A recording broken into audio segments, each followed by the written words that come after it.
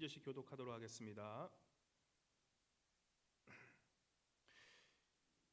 6월절 엿새 전에 예수께서 베다니에 이르시니 이곳은 예수께서 죽은 자 가운데서 살리신 나사로가 있는 곳이라.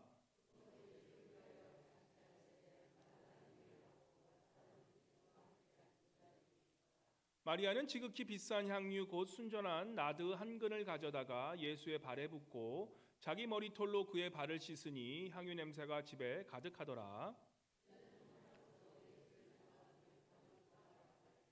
이 향유를 어찌하여 300데나리온에 팔아 가난한 자들에게 주지 아니하였느냐 하니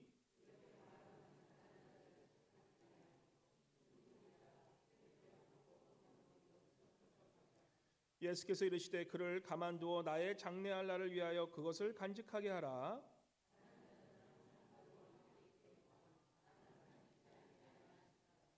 유대인의 큰 무리가 예수께서 여기 계신 줄을 알고 오니 이는 예수만 보기 위함이 아니요 죽은 자 가운데서 살리신 나사로도 보려 함이로라. 나사로 때문에 많은 유대인이 가서 예수를 믿음이로라.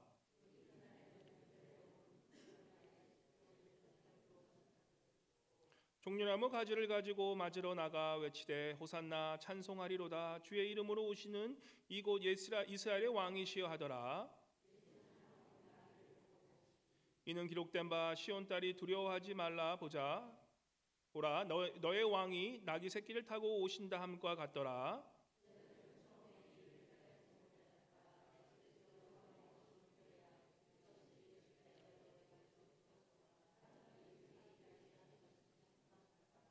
나사로를 무덤에서 불러내어 죽은 자 가운데서 살리실 때에 함께 있던 무리가 증언한지라. 함께 바리새인들이 서로 말하되 불지어다 너희 하는 일이 쓸데없다 보라 따는도다 하니라. 아멘. 임마누엘 성가대에 나오셔서 주님 품에 주님께 찬송 올려드리겠습니다.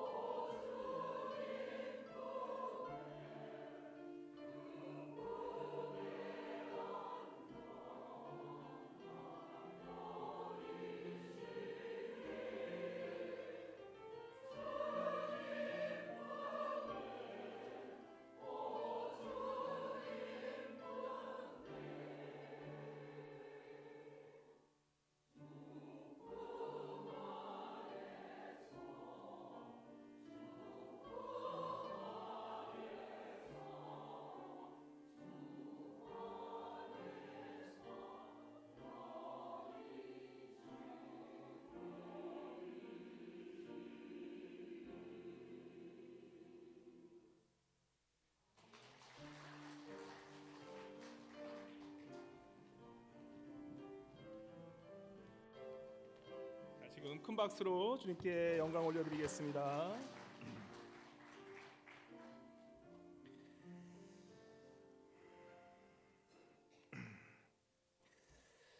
할렐루야. 밖에는 우리 흰눈이, 첫눈이 소복소복 쌓였는데 우리 한번 우리 좀 감성이라 그러죠. 우리 감성을 회복하는 마음으로 우리 한번 옆에 분에게 인사해 볼까요?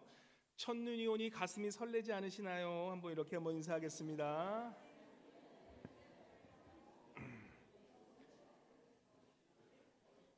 아이고 목사님 속 터지는 소리 하시네. 지금 눈치 올 게 지금 얼마나 많은데 지금 뭐 가슴이 설레? 가슴이 쓰라린데요. 그런 분도 계시는데 내 마음이 순수한 어린이인가 아니면 정말 나이가 벌어진 그런 어린이 됐냐는 것은 내 마음의 감수성이 얼마나 살아있냐는 거예요. 그래서 우리가 첫눈이 오면 얼마나 아이들이 얼마나 기뻐합니까? 그런 마음으로 다시 한번 좀 동심으로 돌아가셔서 한번 이렇게 인사했으면 좋겠어요. 당신에게서 첫눈과 같은 은은한 향기가 나시네요라고 한번 이렇게 한번 첫눈처럼 은은한 향기가 나시네요. 아직까지도 그냥 무뚝뚝한 얼굴로 계시는 분들이 좀 계셔서 한 분 정도 계셔가지고 우리 다시 한번 이렇게 첫눈을 보니 가슴이 설레지 않으세요? 한번 다시 한번 인사해 보세요.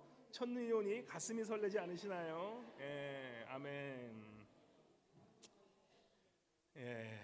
너무 설레신다는 분도 계시고 너무 설레지 마세요. 또 큰일 나십니다. 우리 오늘 본문 말씀 우리 12장 1절 한번 같이 읽어볼까요? 12장 1절 우리 말씀 한번 같이 읽도록 하겠습니다. 시작. 6월절 엿새 전에 예수께서 베다니에 이르시되 이곳은 예수께서 죽은 자 가운데서 살리신 나사로가 있는 곳이라. 그래서 예수님께서 이제는 6월절 예수님께서 이 3년 공생의 시간 동안에 그죠? 이 세 번의 네 번의 유월절을 지내셨어요. 그러니까 첫해 그리고 둘째 셋 네 번의 유월절을 지내셨는데 이 지금 유월절은 마지막 유월절이십니다. 이 마지막 유월절 엿새 전에 그러니까 이 뜻은 뭐냐면 우리가 이 1절에 그 백그라운드가 나오는 거예요. 지금 주님께서 유월절에 준비 기간에 이제 십자가에 금요일에 돌아가시게 되는데 이 유월절 엿새 전이라는 얘기는 이제는 주님께서 십자가 지시기 전 엿새 전에 예수께서 지금 이 사건이 벌어지는 것을 보게 되는 그리고 베다니에 이르셨다고 얘기를 해요. 그래서 주님이 정말로 이 말씀을 대할 때 주님께서 지금 어떤 마음이었는가를 우리가 좀 생각하면서 지금 십자가에 돌아가시기 전 6일 전에 지금 이 베단이라는 동네에 지금 와 계신 우리 주님을 우리가 알게 됩니다. 베단이라는 동네가 어떤 동네냐라고 했을 때 우리 위치적으로는 예루살렘의 한 3.2km 정도 동쪽에 위치한 그런 자리입니다. 근데 우리가 잘 아는 지난주 지지난주 말씀 나눴던 누가 나옵니까? 나사로, 마리아, 마르다가 나온 바로 그곳에서 나사로가 부활하신 예수님의 그러한 사건을 먼저 보여주는 것 그런 예처럼 이 나사로가 산 바로 그 동네가 베다니 동네이고 주님께서는 그 살리신 후에 다시 오셔서 지금 이제 문둥병자 시몬의 그러한 집에 머무시면서 오늘 우리가 잘 아는 이 마리아의 그 향유를 깨는 옥합을 깨는 그러한 사건을 오늘 우리에게 말씀해 주십니다. 그래서 이 베단이라는 동네의 이름의 뜻이 뭐냐면 이 가난하고 보잘것없다라는 뜻이에요. 이 동네 자체가 정말 가난하고 보잘것없는 동네였다라는 것이에요. 우리 주님은 항상 이런 가난하고 보잘것없는 그런 동네를 많이 찾아가셨죠. 그래서 힘들고 어렵고 병든 자를 고치신 거로 주님, 그죠? 아마 우리 주님에게 딱 맞은 동네셨던 것 같아요. 십자가에 돌아가시기 전 가장 어렵고 힘들고 소외된 자들에게 찾아오셔서 그러한 가난한 자들에게 주님의 은총을 보여주시는 바로 그 장면이 오늘 이 말씀의 그러한 이 백그라운드가 되는 장면입니다. 그러면서 오늘 이 장면을 말씀하시면서 이 공관복음 마태, 마가, 누가복음은 이걸 어떻게 기록하냐면 마가복음 14장 9절에 오늘 일어날 이 사건 이 마리아가 주님께 향유를 뽐는 이 사건은 너무나 중요하다고 말씀하시면서 14장 9절에 이렇게 말씀합니다. 한번 같이 읽어볼까요? 시작. 내가 진실로 너희에게 이르노니 온 천하에 어디선지 복음이 전파되는 곳에는 이 여자의 행한 일도 말하여 저를 기념하리라 하시리라. 주님께서 이 마리아 이 여인이 주님께 옥합을 깨뜨린 이 장면을 복음이 전파하는 그 모든 곳에 전파하라고 말씀하셨기 때문에 오늘 우리 예배 시간에도 2000년 전에 있었던 그 마리아의 옥합되는 사건을 오늘도 복음을 전하는 이 사건, 이 순간에 2000년 후에 우리가 이 사건을 전하고 있지 않습니까? 주님의 말씀대로 이 옥합되는 사건, 한번 이 2000년 전 그 마리아가 주님 앞에 탁 엎드려 향유를 깨는 그 향유의 그 향기가 오늘 이 순간 좀 냄새가 나지 않습니까? 목사님 무슨 얘기 하시나 지금 아무 냄새도 안 나는데, 그렇죠? 지금 주님의 그 약속하신 말씀 때문에 우리가 지금 그 여인의 이 수많은 세월이 지난 이후에도 그 여인이 한 일을 우리가 지금 주님이 말씀한 것처럼 똑같이 기념하면서 주님의 십자가 사건 때마다 이 여인의 말씀을 전하게 된다는 것이에요.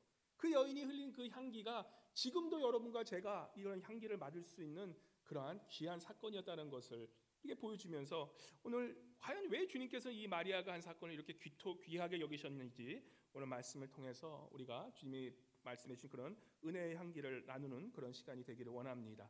이 마리아가 무엇을 했는지 한번 우리 요한복음 12장 3절에 도대체 무엇을 했길래 주님께서 이토록 귀한 일이었냐라고 말씀하시냐, 한번 마리아가 뭘 했을까요? 12장 3절 말씀 우리 같이 큰 소리를 읽도록 하겠습니다. 시작.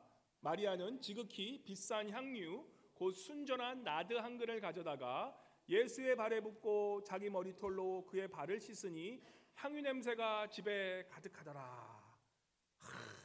향유 냄새가 참 이게 좋은 사람들과 만나면 이게 냄새가 좋습니다. 그래서 이 냄새가 나는데 이 지금 마리아가 예수님 발 앞에 그 향유를 쫙 깨트리는 장면이에요. 얼마나 우리가 성경을 읽으면서 좀 입체적으로 있는 게 필요해요. 성경 읽을 때 우리가 듣기도 듣고 보기도 보지만 우리가 냄새도 맡을 수 있어야 돼요. 그죠? 느낄 수도 있고 만질 수도 있어야 되는 거예요. 주님이 살아계신 말씀이기 때문에 우리가 향유를 깨트렸다 그러면 어떤 향유였을까? 좀 궁금해하는 것도 필요하다는 것이에요. 이 여기 나오는 이 나드, 순전한 나드 한 근, 이 벌써 말씀만 봐도 얼마나 귀한지 알겠죠? 순전한 나드 한 근이라고 얘기합니다. 그래서 뭔가 크고 뭔가 굉장히 귀한 거예요. 아주 퓨어한 나드인데 이 퓨어한 나드 향은 어디서만 구할 수 있냐면 그 당시 이스라엘 지역에서는 구할 수 없는 것이었고, 이 나드란 곳은 바로 이 지금의 인도 히말라야족에서만 아주 생식하는 아주 귀하고 귀한 향수였다는 것이에요. 지금으로 얘기하면 저는 향수를 잘 써서 잘 안 써서 모르겠는데 우리 향수 좋아하시는 분들 뭐 몇만 불짜리 향수가 있다고도 합니다. 아무튼 가장 귀한 그죠? 그런 향수를 지금 마리아는 어떻게 된지 하여튼 왜 구했는지 어떻게 구했는지 모르겠지만 하여튼 그 향수를 정말 아주 가장 귀한 향수를 그 가난한 집에 살고 있는 그 마리아가 그것을 아마 평생 모아서 아마 그것을 간직했을 거예요. 아마 평생 조금씩 모아서 그런 향수를 갖고 있었던 그러한 우리 마리아를 우리가 보게 됩니다. 근데 이게 예수님께 쏟은 이 향수가 그냥 원더운수 조금 떨어진 게 아니라 몇을 얼마나 떨어뜨렸습니까? 한 근을 떨어뜨렸다고 해요. 한 근. 이 한 근이 얼마 정도 되냐라고 했을 때 이 성경에서 제일 계산 잘하는 사람이 누굽니까?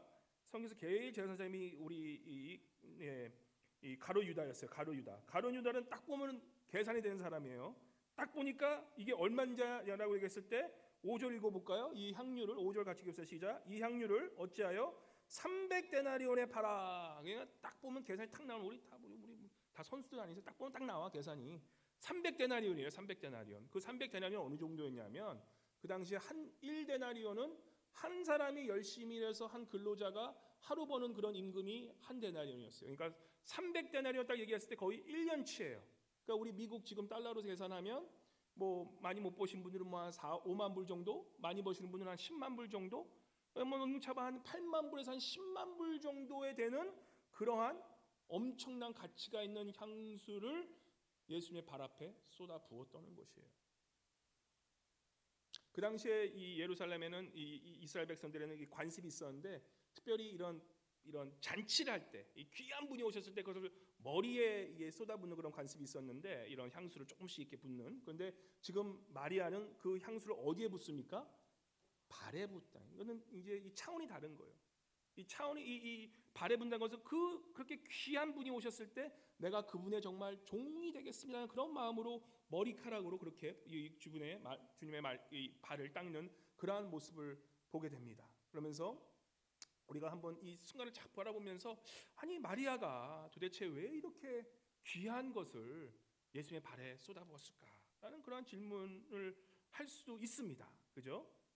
근데 우리가 잘 알아야 되는 것은 어떤 분이 이 성경을 읽을 때 마리아가 예수님을 짝사랑해서 그렇게 성경을 해석하는 분도 계세요. 근데 그거는 영 아닌 게 우리가 알지 않습니까? 그 특별히 마리아는 지금 어떤 상황이었냐면 그 마리아의 오라버니가 누굽니까? 나사로가 죽었다 살아난 것을 바로 눈앞에서 본 사람이었던 거예요. 마리아는 그 누구도 얘기는 안 해줘도 누가 불교라도 그는 부정할 수가 없었던 게 바로 이 예수 그리스도는 바로 누굽니까? 참된 죽음을 영원한 생명으로 바꿀 수 있는 부활하신 분을 증명하신 분이 바로 예수라는 것을 그가 눈으로 보았고 마리아는 그것을 알고 있었다는 것이에요.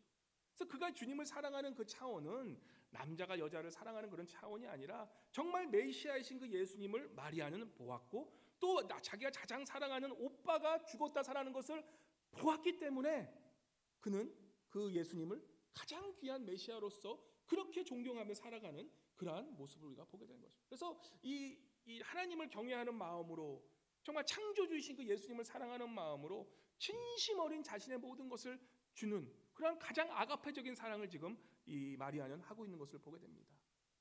또 다른 무슨 그때 뭐 그토록 그렇게 사랑할 필요가 있냐라고 했을 때 참 사랑이 무엇입니까? 라고 얘기할 때 우리는 사랑이 뭡니까? 어떻게 정답을 얘기할 수 있는 분이 계십니까? 수많은 답이 있어요. 사랑이 무엇인가? 사랑이 무엇인가 대답하면 사람들은 다 다른 대답을 해요. 근데 그 수많은 대답이 있다는 것은 뭐예요? 정답은 없다라는 거예요. 답이 너무 많으면 정답이 없다라는 것이에요. 사랑은 무엇이냐? 답이 없는 거라는 것이에요. 사랑을 왜 하냐? 왜 하는 것을 물어보는 그 사람이 사랑을 한 번도 못 해본 사람이에요. 사랑하는 데에는 이유가 없다라는 것이 이유가 없다라는 것이죠. 마치 우리 자녀들이 그죠? 우리 부모들이 우리 자녀를 생각할 때 가끔 어떤 분은 좀 계산하면서 사랑하는 분도 계신 것 같아요. 근데 자녀들 사랑할 때 어떻게 생각합니까? 그냥 사랑하니까 그냥 베풀어 주는 거 아닙니까? 우리 아이들이 어린아이들이 좀 크면 좀 달라져요. 근데 어린아이였대. 어린아이였을 때 부모님 엄마 아빠 왜 그럽니까? 그냥 엄마 아빠 좋아하기 때문에 엄마 아빠 사랑하는 거예요. 순수하게 엄마 아빠를 사랑하는 겁니다. 진짜 순수한 사람은 정말 이유가 없는 것이에요. 제가 연애할 때 제가 아내를 20대 초반에 만났는데 이 대학교 3학년 때 3학년 때였던 것 같아요. 그죠? 뭐 대학교 3학년 때 뭐 대학생인데 뭐 돈이 어디 있습니까? 그 LA에서 그죠? 그냥 학교 다니고 막 그럴 때였기 때문에 그 당시에 이제 유행했던 목걸이가 하나 있었어요. 우리 아내가 뭐 이런 반지나 이런 목걸이 이런 거 되게 사줘도 안 차고 다니서 얼마나 감사한지 모르겠어요. 그래서 별로 명품 같은 거 안 좋아해요. 제가 전에 사줬는데 그거 다 어디다 누구 줘버렸어. 그래서 제가 다 안 사줍니다. 그래서 지금도 뭐 사달라고 하면 사면 누구 줄 거잖아. 그래서 제가 얘기를 안 해요. 그런데 그때는 아마 좀 젊은 마음에 이제 아마 그 당시에 유행했던 티파니 그런 목걸이가 있었어요. 그래서 이렇게 하트 모양이 이렇게 좀 삐뚤어진 모양인데, 근데 그 하트 모양이 꽤 젊은 사람들 너무 유행해가지고 그것도 박스가 아주 그냥 아주 푸른 하늘색에서 아주 유행해가지고. 근데 그 티파니가 그게 그 당시에 한 300불 정도 했어요. 300불 정도 좀 비싸죠. 근데 뭐 300불 정도가 아무것도 아닌데, 근데 그 300불짜리였는데 제가 그 당시 기억하기로는 제 은행 잔고가 얼마 있었냐면 잔고에 한 500불 정도 있었던 거 기억해나요? 예, 그래서 은행에 한 500불 있었는데 이 300불짜리 목걸이를 원하는 그 여자친구였던 제 아내에게 제가 과연 그 목걸이를 사줬겠습니까? 안 사줬겠습니까? 아마 안 사줬으면 지금 이렇게 같이 못 살겠죠. 아직 뭐 큰맘 먹은 것도 아니에요. 그냥 뭐 물어보지도 않았어. 돈 있네? 500불 있네? 아직 뭐 200불이 남네. 그러면서 아마 제가 그냥 가서 그 당시 그 LA는 베벌리힐스밖에 없어서 베벌리힐스 가서 버스 타고 거기 가서 그거 사갖고 그렇게 온 기억이 납니다. 사랑하는 사람들에게 그죠? 왜 이렇게 비싼 걸 사주냐고 우리가 객관적인 시선 보면 이거 좀 바보 같은 짓이야라고 하는데, 그 사랑에 빠진 그 사람에게 그 돈을 쓰는 거, 그게 그 사람이 어떻게 생각해요? 낭비라고 생각하겠습니까? 아깝다고 생각하겠습니까? 아니라는 거예요. 정말 사랑하면 내가 있는 거 다 줘도 아깝지 않은 게 그게 진짜 사랑이라는 것입니다. 다른 이에게는 그렇게 낭비로 보이고 바보 같은 짓이라고 보이지만 이 사랑에 빠지는 자에게는 그 낭비가 아니라 사랑 그 자체가 좋기 때문에 모든 것을 줄 수 있는 거예요. 제가 이 얘기를 우리 막내에게 해주니까 막내가 그러더라고. 아빠 지금 목걸이 어디 있냐고. 예. 아직까지 갖고 있는데 하필이면 금으로 그때 좀 사줄 걸. 금값 쌌었는데. 예. 근데 그때 아마 그냥 은이었던 것 같아요. 지금 가격은 그대로더라고요 보니까. 예. 근데 저도 아깝지 않는 거예요. 저도 아깝지 않는 거예요. 우리가 이 사랑이라는 걸 좀 생각해보자. 사랑은요 사실 낭비로 이루어진 게 사랑이라는 거예요. 인간의 계산과 이런 모든 것을 초월하는 그러한 것이 사랑이라는 것이에요. 그리고 또 그 결과 또한 우리 지금 마리아의 사건을 보면서 우리가 뭘 배울 수 있냐, 그죠? 우리 마리아는 순수하게 주님을 사랑하는 내 오빠를 살리신 정말 위대하고 위대하신 그 부활이신 생명이신 나에게 영생을 주신 그 메시아 예수 그리스도가 좋아서 그렇게 모든 것을 자기에 쏟아붓는 자기의 전 재산을 쏟아붓는 그 모습을 통해서 우리 주님께서는 어떻게 하십니까? 그죠? 이 사건이 기억된 이곳이 복음이 전파되는 곳에 이 여자 행한 일을 모든 것을 기억하게 해라라고 이렇게 말씀하신 그 이유는 그죠? 사실은 이 사건이 어떤 사건이었냐면 그 이스라엘 백성들에게는 그 당시에 이 관습이 특별히 이 향유는 이런 잔치할 때도 죽이지만 어떤 사람이 죽거나 그죠? 장례식 때 이 존경하는 사람이 죽으면 이 향유를 그 시신에게 바르는 그러한 관습이 있었습니다. 그래서 그 장례식의 가장 중요한 그런 관습 중에 하나였기 때문에 사실 이 마리아는 몰랐지만 우리 주님께서 6일 후에 어떤 일이 벌어집니까? 6일 후에 십자가에서 죽으시는 사건이 벌어져요. 제자들에겐 그렇게 수많은 얘기를 했었어도 그 제자들은 그것을 이해하지 못하고 있었어요. 그런데 주님은 바로 마리아가 인 행위를 보면서 뭐라고 그러십니까? 귀하고 귀하다는 것이죠. 이 마리아가 순수한 사랑을 했을 때 그 주님께서 그의 그 하신 일을 크게 칭찬하시면서 이 복음이 전파하는 곳에 이 한 일을 알려주라는 그 말씀은 결국 뭡니까? 인류의 역사상 가장 중요한 사건이었던 바로 이 십자가 사건을 어떻게 합니까? 이 십자가 사건을 그렇게 바로 이해한 바로 이 마리아의 이러한 낭비라고 생각했던 이 사건을 모두에게 알려주라. 그렇게 말씀하시는 거예요. 뜻다는 뜻은 뭐냐면 이 사랑의 결과, 이 마리아가 순수하게 부르신 이 사랑의 결과는 결코 낭비가 아니라 우리 주님에게는 가장 귀하고 귀한 그러한 사건이었음을 그 말씀을 우리에게 전해주신다는 것입니다. 그래서 우리가 여러분과 제가 하는 그러한 사랑으로 베푸는 이런 것들이 어떻게 보면 정신 차리고 보면 낭비 같잖아요. 근데 그게 절대 낭비가 아니라 했다는 것이에요. 이 사랑이 낭비로 시작되지만 결코 그 끝이 낭비가 되지 않는 것은 바로 이 낭비로 이루어진 이러한 사랑의 결과는 정말 엄청난 그러한 결과를 우리에게 전해줄 수 있다는 것을 우리가 알게 된다는 것입니다. 다른 이들은 낭비라고 했지만 이 주님을 위해 드린 제물들, 그죠? 다른 애들은 너무나 비효율적으로 시간 쓰는 거 아니야? 왜 이 시간 우리 지금 와서 지금 썬데이에 얼마나 재밌게 많이 합니까? 이 시간에 와서 이게 예배 왜 드려? 내가 드리는 이 시간들, 다른 이 너무나 바보 같다고 생각하는 그러한 우리 신앙생활들, 우리가 봉사하고 남을 위해 희생하는 이런 것들이 다른 이들은 이것이 다 낭비라고 생각하지만 우리 주님에게 보실 때는 이러한 것들보다 더 큰 값어치가 없다는 것이다. 우리 주님에게 베푸신 그것을 통해 베푸신 그 사랑은 우리 주님에게서는 여러분과 저가 한 그러한 모든 사랑의 그러한 행위들이 우리 주님께서도 정말 복음이 전파하는 곳에 너희가 한 그런 모든 희생을 기억하라고 말씀하시는 것을 믿고 나아가는 저와 여러분이 되시기를 믿습니다. 이러한 어린이 같은 순수한 주님에 대한 향기, 그죠? 그러한 마리아 같은 그런 순수한 사랑을 할 때 주님께서는 우리에게 큰 또 은혜를 베푸시는데, 근데 이러한 순수한 사랑이 어른이 되면 어떻게 됩니까? 이제는 좀 이 사랑이 변질되기 시작하죠, 그죠? 어렸을 때는 그저 있는 것 자체가 좋고 그래서 내 모든 걸 다 줘도 아깝지 않던 그런 사랑이 나이가 들면 들수록 어떻게 됩니까? 사랑이 존재가 아니라 필요로 변질돼요. 사랑이 나의 유익을 위해 존재하는 그런 사랑으로 변질되어 가요. 지금 우리 본문에서도 똑같은 그런 말씀이 전해집니다. 마리아처럼 그렇게 순수하게 주님을 향해 모든 것을 내어드린 그런 사랑이 있는 반면에 5절과 6절에 보면 누가 나옵니까? 우리가 잘 아는 가롯 유다가 나와요. 이 가롯 유다의 이런 행위를 쟤는 가롯 유다 도둑놈이니까 그렇게 생각하지 마세요. 그게 바로 여러분과 저의 모습이 아닌가 우리가 한번 되새겨봐야 된다는 것입니다. 이 5절과 6절 말씀, 모든 것을 계산하며 살아가는 그러한 이 가룟 유다. 그죠? 우리 한번 5절과 6절 같이 읽어볼까요?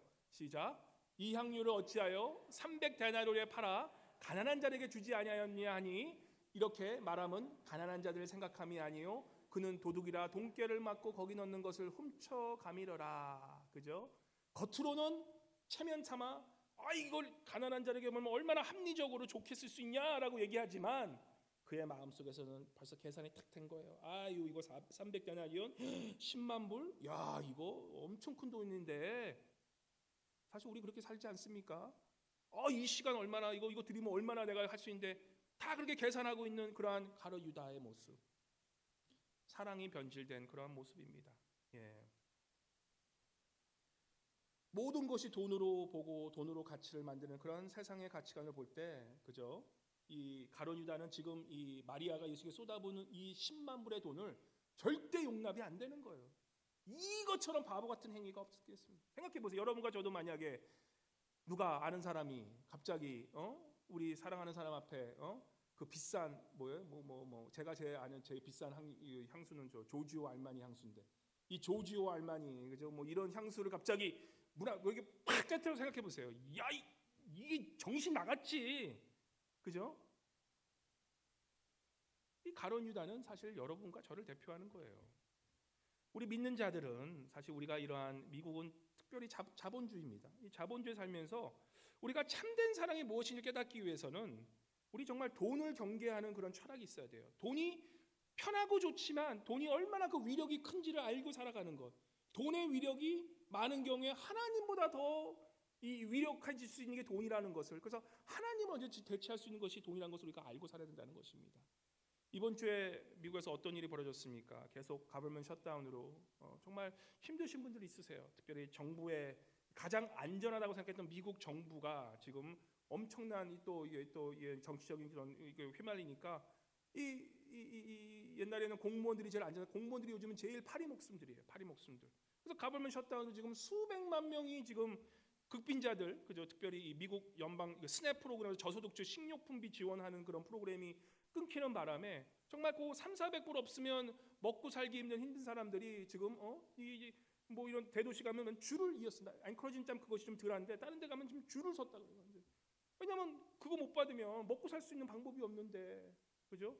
지금 그런 일이 벌어지고 있는 반면에 같은 미국인데, 그죠? 우리가 잘 아는 테슬라 일론 머스크가 발표했죠. 자신이 받는 이 테슬라에서 받는 그 개인 보상금 이 수익을 얼마까지 받게 했냐면 $1 trillion, 1조 달러를 자기가 월급 받게 패키지를 받겠다 그렇게 선언하고 그것이 패스가 됐습니다. 그러니까 1조 달러가 어느 정도냐면 $1 trillion 달러가 얼마 정도냐면 한국 돈은 1,400조 원이에요. 1,400조 원은 한국 선진국의 예산의 1년 예산의 2배가 넘는 돈이에요. 그러니까 선진국 예산의 2배가 넘는 돈을 한 개인이 그것을 자기의 그런 돈으로 받아가는 천문학적 숫자를 받아가는 게 지금 미국인 거예요. 어떤 지금 한 나라 같은 나라에 사는 한 국민은 지금 2,300불이 없어서 지금 굶어 죽어가고 있는데 어떤 사람은 큰 선진국의 정부 예산의 2배가 넘는 그 돈을 자기가 혼자 다 챙기는 그러한 나라가 지금 미국이 됐다는 것입니다. 이 빈부격차가 얼마나 심해지고 있는지 우리가 이 자본주의가 어떤 모습으로 가고 있는지 우리가 지금 단면적으로 보여주고 있는 거예요. 없는 자들은 더 가난해지고 있는 자들은 또 끝없는 욕심 때문에 이 욕심이 통제가 아닐 때 어떤 일이 벌어지고 있는지. 그래서 이번에 단면적으로 보여진 사건이 또 하나가 있었어요. 뭐였습니까? 뉴욕에 누가 지금 시장이 됐죠? 뉴욕에 만다니가 시장이 됐어요. 이건 굉장히 이거 잘 보셔야 돼요. 이 만다니가 시장이 됐습니다. 만다니는 그죠? 사회주의 시장이에요. 어떤 분은 공산주의. 제가 볼 때 공산주의라 해도 별로 그렇게 틀리진 않아. 사회주의건 공산주의건 뉴욕 스탁 익스체인지 우리가 잘 아는 그 증권 시장에 미국의 자본주의의 심장부가 되는 바로 그 뉴욕 스탁 익스체인지에 있는 바로 그곳에 모든 자본가가 전 세계 자본가들이 모이는 그러한 심장에 누가 지금 집권하고 있냐? 사회주의 공산주의 지금 시장이 거기서 집권하게 된 거예요. 그것도 아주 크게 선거를 이겨가지고 그렇게 되고 있습니다. 근데 이게 우리가 잘 봐야 되는 게 미국이 지금 이게 뉴욕의 시작일 뿐인 그런 거예요. LA, 샌프란시스코, 보스턴 이런 큰 도시들이 언제 이러한 사회주의 공산주의 그러한 시장이 또 지금 생길 거라는 것을 계속 예언하고 있다는 것이에요. 왜 그렇습니까? 이 빈부의 격차가 너무 커지면, 그죠? 우리가 돈이 있는 자, 버는 자들이 책임지고 가난한 자를 책임지지고 않는 이 세상은 결국에는 큰 일이 날 수밖에 없다는 거예요. 우리 한인분들은 이걸 사실 경험했어요. LA 라이엇이 어떤 사건입니까? 물론 그것이 주류 사회가 한국이라는 그런 한국민이라는 그런 조그만 이런 소수 민족에게 책임을 떠맡긴 그런 사건이기도 하지만 우리 한국인들에게도 우리가 책임이 있었던 게 뭐예요? 한국 분들 다 미국 와가지고 아메리칸 드림 생각한다고 해서 흑인 동네에 가서 어떻게 합니까? 그저 돈만 끌어올렸잖아요. 그리고 절대 거기 커뮤니티에 좋은 일 안 했습니다. 그저 내 돈만 끌어들이는 게 사실은 LA 라이엇이 일어난 그러한 가장 큰 이유라는 것이에요. 그 이후에 사실 많은 한인분들이요, 커뮤니티에 돈도 많이 기부하고 또 거기 사는 사람들 애들에게 많은 좋은 일도 많이 하고 사세요. 그러니까 이제 그런 LA 그런 폭동들이 이제 잘 일어나지 않는 걸 보게 되지 않습니까? 이 가난하고 소외된 자를 보살피지 않고 이런 책임 없는 이런 돈만 하는 돈벌레 같은 그런 자본가들이 끝없는 욕심만을 채우는 그런 나라가 될 때, 우리가 역사를 잘 보면 결국 사회주의나 공산주의는, 그죠?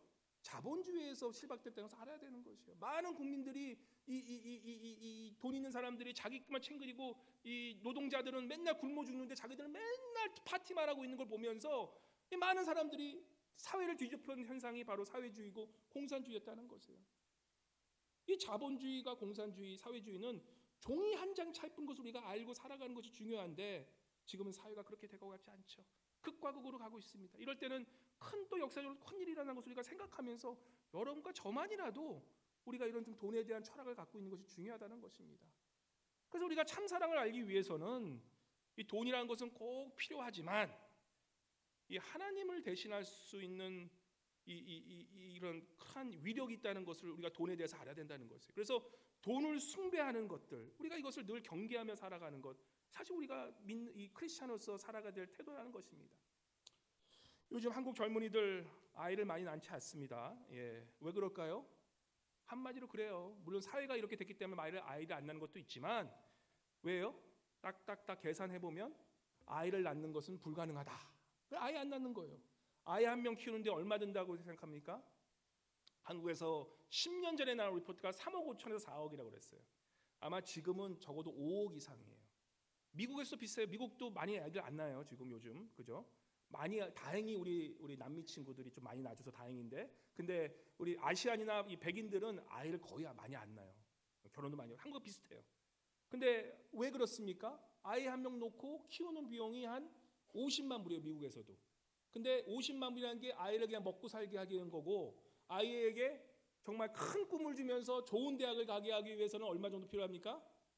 딱 100만 불 나와. 계산하면 딱 100만 불 나와요. 100만 불. 네.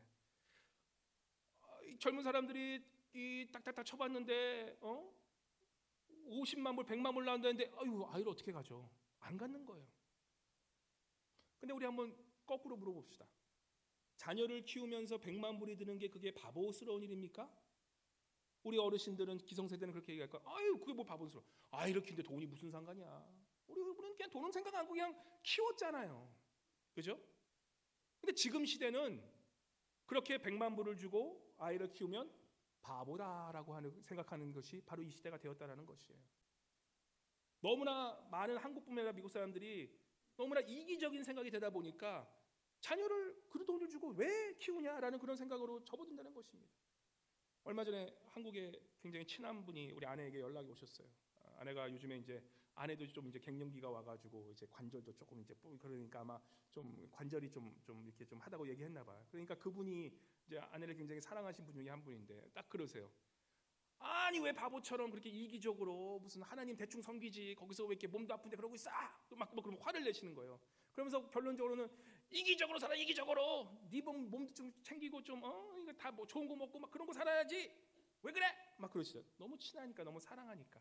근데 그분이 믿지 않는 분이 그런 말씀을 감사하겠는데 그분이 또 평생 모태신앙을 사신 권사님이셔 또. 그 권사님이 또 분명히 목회자인 거 알면서 사모인 거 알면서도 말씀하시는 게 너무나 자신 있게 이기적으로 살아. 한국에 좀 너무 당연한 것 같아요.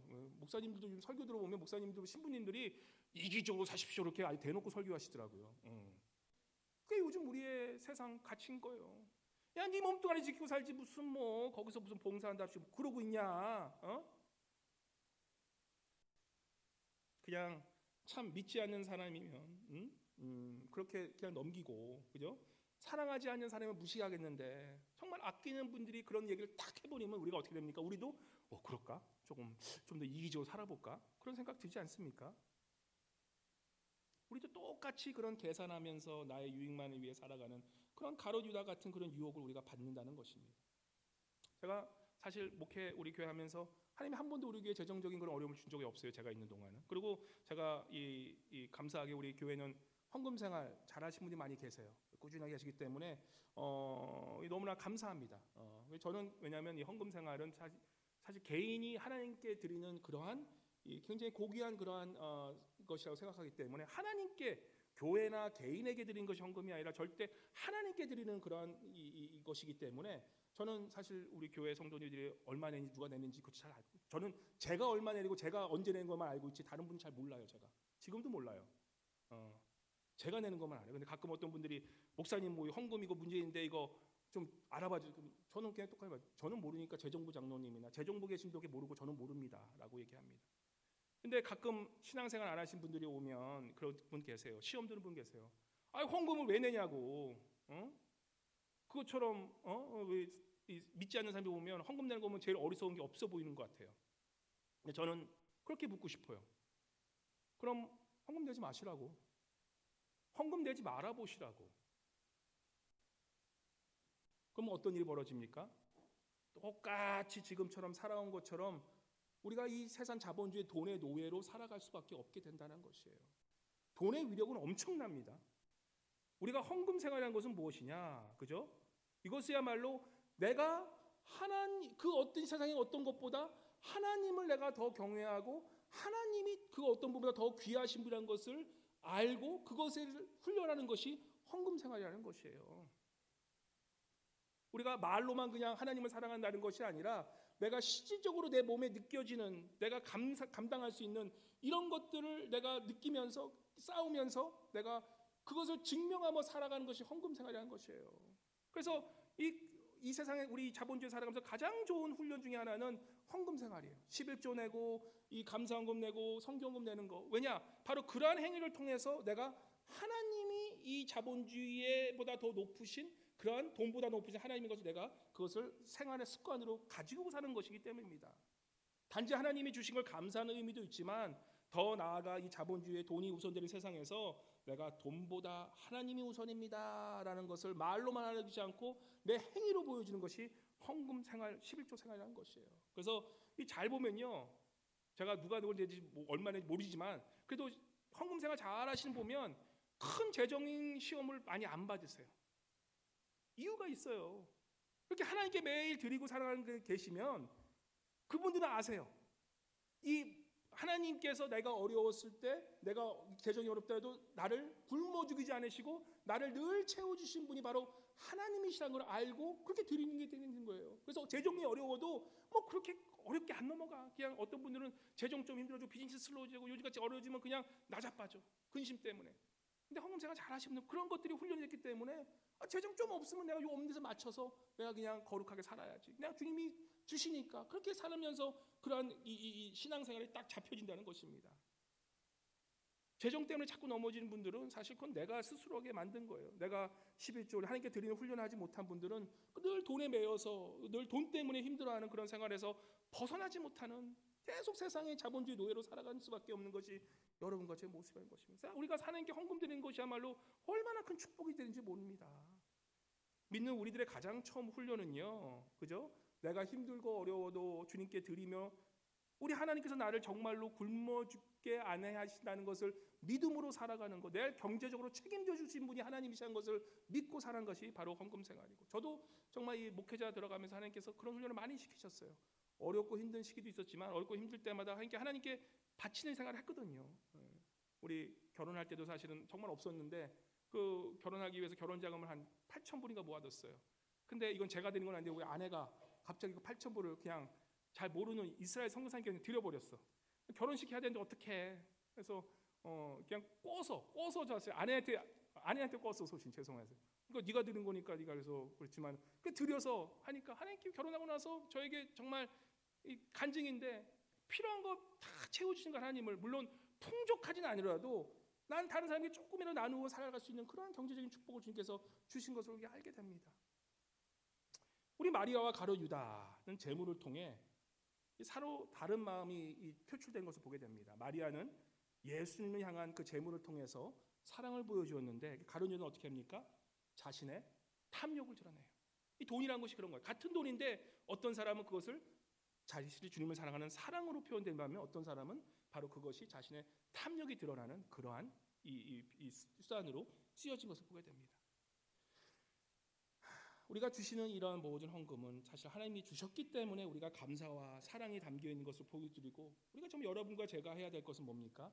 바로 이러한 제물을 드림으로써 하나님께서 이 제물을 영화롭게 쓰시기 위해서 쓰게 해달라고 그렇게 나아가는 그런 모습이 주님이 보시기에 아름다운 모습이 된다는 것입니다. 오늘 마리아가 깨트린 이 옥합, 이 향유는 우리에게 또 다른 영적인 의미를 주는데 어떤 의미냐, 그죠? 신앙의 본질에 대해서 가르쳐 주는 거예요. 먼저 그의 나라와 그를 뜻을 따르는 것, 우선순위가 확실한 인생을 보여준 것입니다.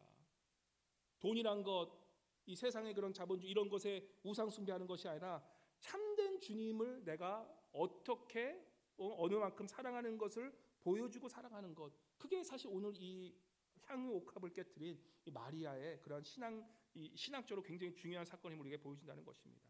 내게 가장 중요한 것이 무엇이냐를 우리에게 질문하는 것이에요. 마리아는 이 100데나리온, 이 300데나리온은 평생 자기에게 모은 것을 주님께 깨뜨린 거예요. 가장 값비싼 보물이었지만 우리 주님께서 그 값비싼 보물을 더 중요하신 분이기 때문에 그분을 위해 쏟아 부었다는 것을 보게 됩니다. 성경에 나오는 가장 큰 인물들은요, 그죠? 나온 사람들은 다 뭐예요? 자신의 옥합을 깨뜨린 사람들이었어요. 우리가 잘 아는 아브라함, 그죠? 우리 마리아도 그렇지만 아브라함은 어떻습니까? 아브라함의 옥합은 무엇이었습니까? 예, 이삭이었어요. 자식이었어요. 자기의 가장 귀한 이삭이라는 자식이라는 옥합을 주님 앞에 어떻게 합니까? 하나님 앞에 깨트리잖아요. 그러니까 하나님께서 그 이삭을 어떻게 쓰십니까? 온 인류의 아버지로서 쓰시잖아요. 하나님께 되어드리는. 요셉은 어떻습니까? 요셉은 무엇을 깨뜨렸죠? 잘 아는 요셉? 요셉하면 무하는 자가 오다? 꿈꾸는 자가 오다. 꿈꾸는 자. 요셉은 자신의 꿈을 하나님께 올려드렸어요. 근데 자신의 꿈을 내리니까 하나님께서 어떻게 하십니까? 그 자신의 그런 꿈 옥합을 내드리니까 하나님께서 그 꿈을 요셉의 꿈이 아니라 누구의 꿈? 하나님의 비전으로 바꾸시잖아요. 그래서 그 요셉을 통해서 요셉의 자손을 통해서 그 이집트에서 그 이스라엘이라는 하나님의 나라의 초석이 되는 그러한 민족을 요셉을 통해서 쓰시게 됩니다. 자신의 꿈을 옥합을 깨뜨린 그 요셉의 스토리예요. 우리가 잘 아는 나아만 장군은 어떻습니까? 나아만 장군이 이러한 이 피부병에 걸려서 힘들어할 때 그 사람이 어떻게 합니까? 예, 문둥병에 걸린 그 사람이 그 하녀, 아주 하찮은 하녀의 말을 듣고 요단강에 들어가요. 요단강에 7번 몸을 씻어요. 이 장군, 한날의 그 대국의 장군이었던 이 나아만이 깨트린 옥합은 무엇이었습니까? 자신의 자존심이었어요. 자신의 그러한 이런 자존심, 내가 여태까지 살아왔던 명예, 이걸 한번 팍 깨트린 거예요. 우리가 살아가면서 체면 때문에 얼마나 많은 것을 잃고 사는지 않습니까? 우리가 살아가면서 한 번 정도는 자존심을 주님 앞에 내어드리는 것이 필요한 것이에요. 내가 한 번은 쪽팔려도, 한 번은 정말 창피해도, 한 번은 내가 이것 때문에 정말 쓸 수 없어서 내가 하나님 앞에 섰기 때문에 내가 인간들에서 얘기하는 것 상관없어. 하나님께 내가 달아볼 거야. 바로 그러한 내 자존심을 깨는 옥합을 깨는 있었기 때문에 나아만 장군을 통해서 그 이방인 나아만 장군을 어떻습니까? 그게 보면 가장 최초로 정말 온 민족이 구원을 받는, 온 그들을 통해서 온 가족이 구원을 받는 그러한 일들이 나아만 장군에 일어나지 않습니까? 옥합을 깨는 사건이에요. 우리가 잘 아는 신약에 나오는 오병이어의 사건, 그죠? 우리 어린아이 순수한 어린아이가 이 예수님이 모이는 곳에 왔어요. 어린아이에게 가장 중요한 게 무엇입니까? 소풍왔어에는 지금 어린 사람들 모이는 소풍 왔어요. 예수님 보러. 근데 가장 중요한 게 무엇입니까? 도시락이야. 엄마가 사준 도시락. 우리 어렸을 때 소풍 갔을 때 기억나세요? 저는 기억나요. 엄마가 싸준 그 김밥. 나 어렸을 때 사진 보면 유치원 때 소풍 갔는데 사진이 이렇게 나왔더라고요. 나 혼자 높아서 이러고 먹고 있더라고. 그 김밥이 얼마나 소중한지. 김밥 is my life. 예. 이 김밥이 너무 소중한 거야. 그 어린아이, 그렇게 귀한 이 5 떡과 이 5병 2어 이 두 가지 이 맛있는 그런 생선 이 도시락을 아이가 어떻게 합니까? 주님께 내놓잖아요. 자신의 옥합을 깨트린 거예요.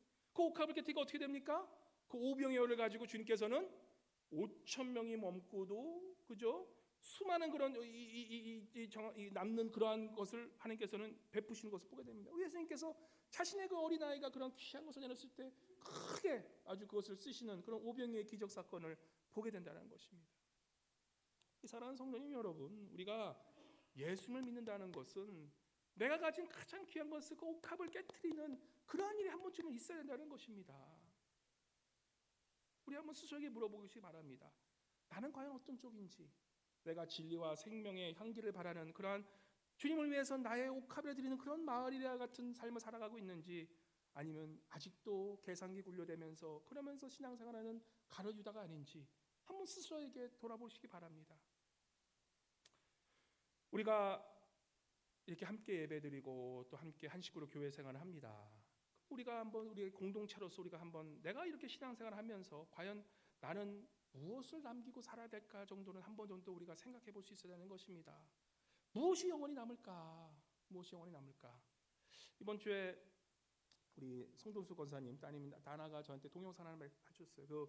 이제 그 교회에서 벌써 이미 장례식을 해서 자기들이 우리 동양선교 성도들이 못 오신 게 너무 미안하대요. 예, 아마 너무 정신이 없어서 그냥 알려주지도 못하고, 그래서 우리 송동수 권사님이 대신 그 돌아가시기 얼마 전 투병하고 계실 때, 암 투병하실 때 한 일주일 전에 좀 약간 이제 병상에 누우셔서, 아마 영어로는 데스벳이죠, 데스벳. 우리가 마지막 그러한 그 임종 전에 이제 정말 사랑하는 분들에게 남겨진 그러한 유언 같은 말씀을 해주셨어요. 그래서 제가 오늘 좀 플레이할까 했는데 좀 플레이하기는 좀 너무 이렇게 마음이 무거워지실까봐 그냥 4분 정도, 5분 정도 아주 짧은 메시지인데, 그 송준선 권사님이 그 마지막에 계속 똑같은 말을 반복하세요. 아마 정신이 약간 이제 혼미하고 아마 이게 왔다 갔다 거리시 그런 때였던 것 같아요. 약 기운도 있으시고. 근데 계속 똑같은 말을 반복하지, 그 말씀이 무엇이냐라고 해서 이렇게 말씀하시는 거예요. 시간 있을 때, 여러분, 시간 있을 때 기도하세요. 시간 있을 때 봉사하세요. 시간 있을 때 우리 하나님 더 사랑하고 이웃 더 사랑하고 사세요. 똑같은 말 계속 하시더라고요. 시간 있을 때, 그죠? 시간 있을 때 더 사랑하고 더 봉사하고 더 기도하라는 거예요. 시간 있을 때 이 시간 그냥 돈 버는 거에서만 신경 쓰지 말고, 그러면 마지막 내가 살아갈 때 그것처럼 낭비였다는 것을 깨달을 때가 오기 때문에 그러한 낭비하지 말고, 정말 시간 있을 때 정말 주님께 드리고 더욱더 기도하고 더욱더 봉사하고 하나님 더 사랑하는 데 힘쓰고 더 사랑하는 데 힘써주세요. 시간 있을 때. 우리 오늘 마리아의 옥합을 깨는 이 스토리를 통해서 여러분과 저는 정말 주님께 드리는 이 시간과 이 재물과 이 모든 것들이 다른 사람에게는 낭비로 생각하겠지만 이것처럼 우리에게 거룩한 낭비가 없다는 걸 기억하시면서 우리가 시간 있을 때 정말 주신 이 시간으로 정말 주님이 기뻐하시는 일에 주님을 더 사랑하고 이웃을 더 사랑하고 더욱더 기도하고 더욱더 전도하고 정말 주님이 원하시는 그러한 봉사한 일에 시간을 쓰시는 저와 여러분 되시기를, 그렇게 옥합을 깨는 저와 여러분 되시기를 주님의 이름으로 간절히 축원합니다. 우리 잠깐 기도할 때 우리 주님 앞에 회개하는 그런 기도 올려드리기 원합니다. 주님, 내가 주님께 드리는 시간과 이런 모든 것들이 정말 이 가룟유다처럼 생각하고 있지도 않았는지 회개하면서, 주님, 내가 더욱더 내게 시간 있을 때 주님께 더욱더 쓸 수 있는 그런 거룩한 낭비를 하는 그런 귀한 성도로 세워달라고 우리 주님께 조용히 주님께 회개의 기도 올려드리도록 하겠습니다. 기도하겠습니다. 할렐루야. 좋으신 하나님 아버지 감사합니다. 주님, 이 시간 주님 앞에 나아갑니다. 아버지, 우리가 주님 앞에 받들여 마리아가 원합니다. 아버지, 이 안에 정말 정밀로 옥합을 깨므로 향기를 내는 그런 귀한 성도로 세우게 도와주시고, 아버지, 그런 옥합을 깨고 살아가는 저희들 모두 될 수 있도록 주여 도우시고 인도하여 주시옵소서.